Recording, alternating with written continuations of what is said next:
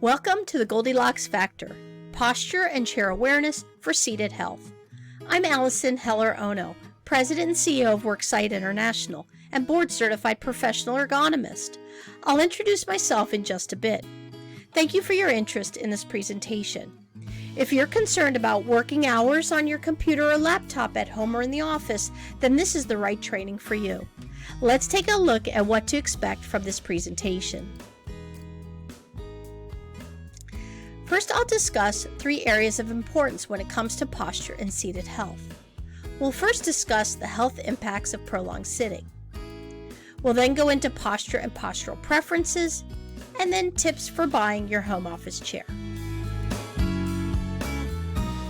Lesson 1, the health impacts of sitting. There are many health impacts of sitting. Prolonged sitting, in particular uninterrupted sitting, or staying in the same position for an extended period of time, has serious effects on cardiovascular systems. I'm going to say it again. Sitting affects our long-term health, and it's something you should be very aware of. First, let me ask you, what is your uninterrupted sitting time? How long do you sit at your computer before you stand or lean back or take a stretch? Every 60 minutes? 2 hours or longer? 30 minutes? Did you know on average Americans sit 11 to 13 hours a day, and 86% of them sit all day at work? Is this you? Unfortunately, even if you exercise routinely, the risks are there. Exercise does not negate prolonged sitting health effects. There are serious implications for prolonged uninterrupted sitting and the cumulative effects of sitting. These include metabolic syndromes like increased blood pressure, high blood sugar, elevated cholesterol, and excessive mid-body fat, which can lead to diabetes. Prolonged sitting affects our hearts, our digestion, our circulation. It has significant impact to our musculoskeletal health also, causing pain and discomfort to our neck, shoulders, back, and other body parts. This is probably what most people are familiar with, the discomfort of sitting. Overall, sitting shortens our lifespan, and you can see why. Let's look at this graph of muscle activity called an EMG. It's from an Australian study several years ago by David Dunstan. Stand up, sit less, move more often, joining the scientific dots on sedentary behavior and health. This EMG shows you the amount of muscle activity during 4 common postural phases. We can see here, walking, approximately 4 steps, sitting, rising from sitting or getting out of the chair, and standing. The comparison of muscle activity is obvious. From walking to sitting, you can see that sitting induces muscular inactivity. You see the flat line? Essentially, we have reduced electrical activity and our muscles go silent and our calorie rate plunges. There's just very little blood flow or activity. But when we stand, it's like walking, and we get this initial burst of energy. It kind of resets our physiology. But after standing, you see activity, but it goes into a more static activity with more limited muscle activity, slightly better than sitting. This is why prolonged sitting and prolonged standing are not effective for our health. But brief periods of intermittent sitting and standing are helpful, along with walking. Thanks so much for your interest in this presentation so far. Now that you know how sitting impacts your health, stand for a moment and I'll introduce myself. I'm Allison Heller-Ono, a physical therapist and certified professional ergonomist. I have many different specialized credentials in chair assessment, chair fitting, office ergonomics, and remote ergonomics. I work with employers and employees to reduce the risk of injury and illness at work or home. I support them by analyzing how they work and advise on how to improve their workstation setup and safe work practices so they can work comfortably and safely with good ergonomics. I'm also a professional ergonomics trainer for corporations and professionals who are interested in advancing their careers in ergonomics. If you're interested to learn more about Worksite International, I'll have more information at the end of this presentation. Now let's go on to Lesson 2, Posture and Postural Preferences. To understand the postures of the spine, it's good to compare non-neutral to neutral. This first image shows a spine in a kyphotic posture, or increased thoracic curve. This is the curve that makes you slouch. Another common non-neutral position is a forward head posture. This occurs in the cervical spine, and it looks like a turtle where the head is forward of the shoulders. Neutral spine is the natural position of the spine when all three curves of the spine align. First is the cervical curve, or inward or reverse curve, then the thoracic curve, which is a more forward-facing curve, and then the lumbar curve, which is again reversed like the cervical spine. Together they form like an S. This is the neutral alignment. When all present and in good alignment, this is the strongest position for the spine when we're standing or sitting in neutral, and it assures the best range of motion, is the most balanced and aligned to protect the muscles, spinal discs, and nerves from injury. Neutral posture should be performed when seated and standing as often as possible. There are many health benefits to good posture and health consequences for poor posture and prolonged sitting, as we've already discussed. But for many people, it's hard to achieve good posture in both standing and sitting. Which of these postures is you? The one on the left or the one on the right, with a good alignment? Well, let's look further at how to achieve good sitting posture. Here's an image of someone sitting at the computer in neutral or upright seated posture. The way we achieve this is by making sure that our head is in line with our shoulders, and our shoulders are over our hips. Our wrist is in line with our forearm, and our arm is close to our trunk, either supported by an armrest or hanging naturally at the side. Our feet should be firmly on the floor, or if they don't reach, on a footrest, and the hips should be in line with the knees, or the hips slightly higher than the knees. Most importantly, sit all the way to the back of the chair so that your back is well supported to the backrest. This is what we consider neutral or upright seated posture, and it's best for computer use. Some chairs allow a forward-leaning or declined seated posture. For example here, declined is where the back of the chair is higher than the front of the chair.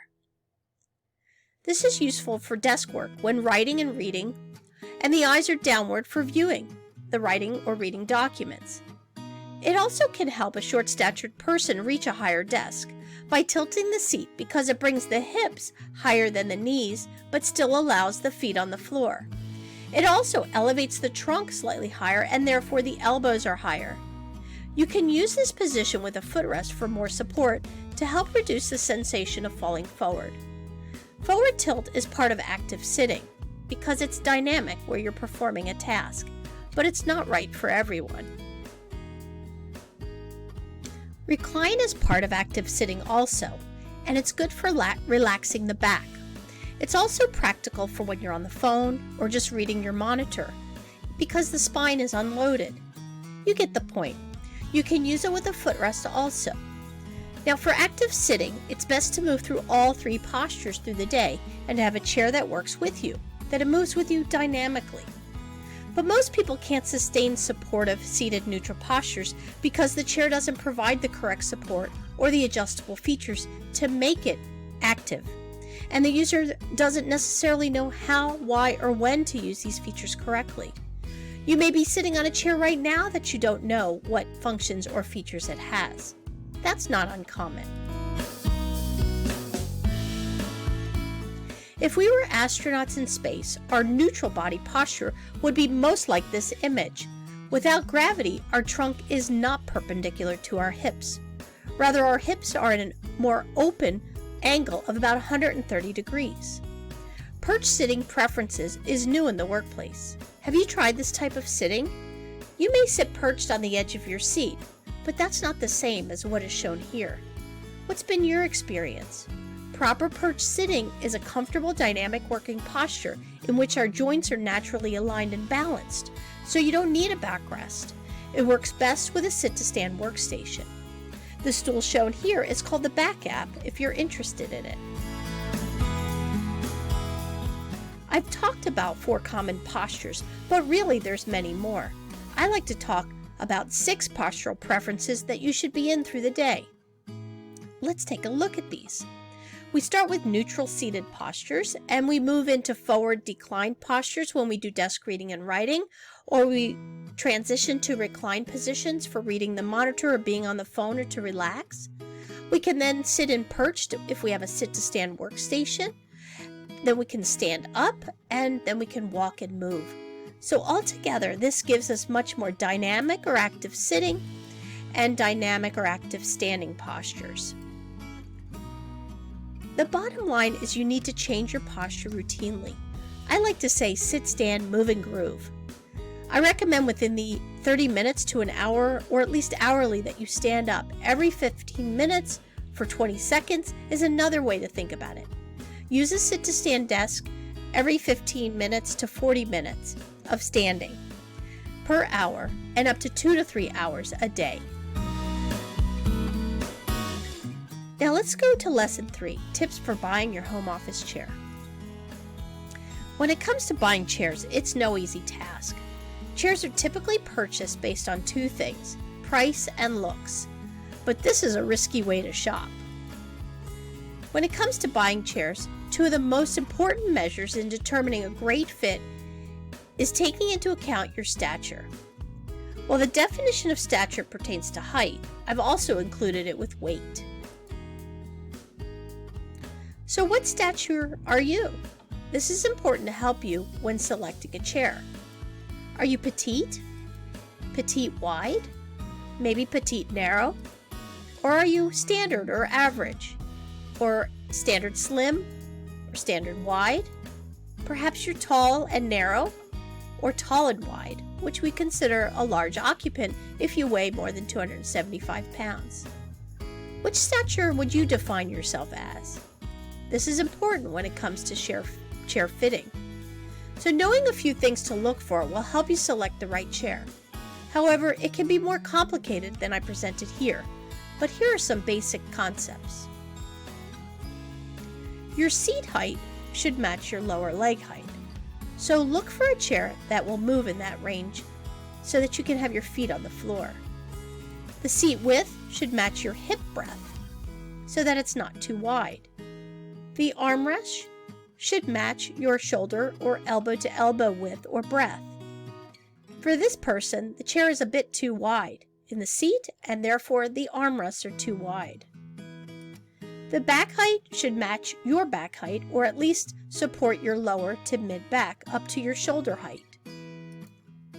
The seat depth should support your buttock to back and knee space with 1 to 2 inches so that you don't get compression from the front of the seat in the back of your leg.